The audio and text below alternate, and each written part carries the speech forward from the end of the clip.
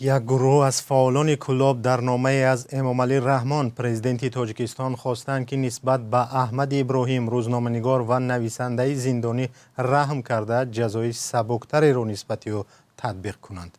احمد ابراهیم سردبیر نشریه مستقل پایک در شهر کلاب سال 2024 با اتهامات گوناگون از جمله طمع‌جویی 10.5 سال زندانی شد. سازمان‌های بین‌المللی و نزدیکانش او را بیگناه می‌دانند. همکارم خیرامان بقازاده با این نامه شناس شد و پیش از برنامه از او پرسیدم که فعالان و زیایان کلاب در نامه‌شان دقیقاً چه خواستند. بله، در نامه به پرزیدنت که یک نسخه آن دسترس رادیوی آزادی شد، فعالان نوشتند که حکم دادگاه را انکار نمی کنند و با نوشتن این نامه گفتنی نیستند که احمد ابراهیم بیگناه است. آنها نوشتند شاید او جای سهو و اشتباه هم کرده باشد، اما تا جای معلومات داریم در محبس گرفتاری بیماری ها گشته است که من بعد می توانند او را عموما از پای افشانند. فعالان در نامه خود از امامعلی رحمان خواستند که نسبت روزنامه‌نگار چاره‌های سبکتر اندیشد. در این نامه از جمله گفته شده است مثلا کمتر کردن مهلت محبوسیش یا به حبس خانگی تحت نظارت مقامات قرار دادن او تا طبیبان بتوانند با او در محیط و فضای خانوادگیش کمک‌های طبی رسانند. منابع رادیوی آزادی هم پیشتر گفته بودند که احمد ابراهیم 64 ساله در زندان گرفتاری بیماری پارکینسون شده، دستان و سرش به ایست میلرزند، فشارش بالا میرود و قلبش هم مشکل پیدا کرده است.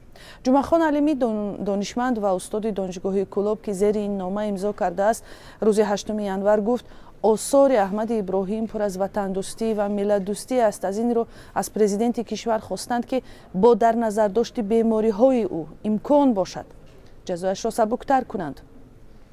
معلوم نیست که این نامه به دست پرزیدنت رسیده است یا نه. بر اساس قانون پرزیدنت تاجیکستان از حق عفو زندانیان برخوردار است. ماه مارت سال گذشته مثلا امامعلی رحمان نزدیک 700 زندانی را عفو کرد، ولی در میان آنها هیچ یک از روزنامه‌نگاران و فعالان سیاسی نبودند. از همکارم همچنین پرسیدم که تا کجا نامه فعالان به امامعلی رحمان پرزیدنت تاجیکستان به سرنوشت روزنامه‌نگار زندانی تأثیر خواهد گذاشت.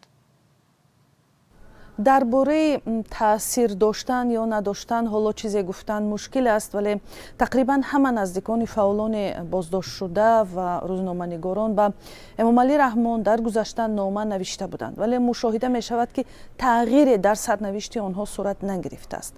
در 3 سال اخیر در تاجیکستان بیش از 10 روزنامه‌نگار و بلاگر بازداشت و زندانی شدند. نزدیکان بازداشت شده ها و سازمان‌های بین‌المللی رهایی آنها را خواسته بودند.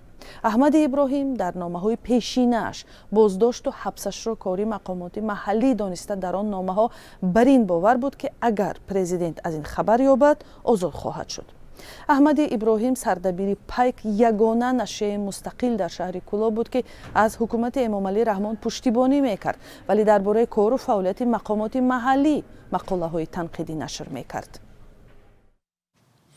همکارم خیرامان بقازاده درباره مراجعت گروهی از فعالان و زیایان تاجیک به امامعلی رحمان صحبت میکرد که از او خواستند امکان بدهد جزای احمد ابراهیم یکی از خبرنگاران شناخته تاجیک و بیمار سبکتر شود تا بیرون از زندان معالجه درست بگیرد.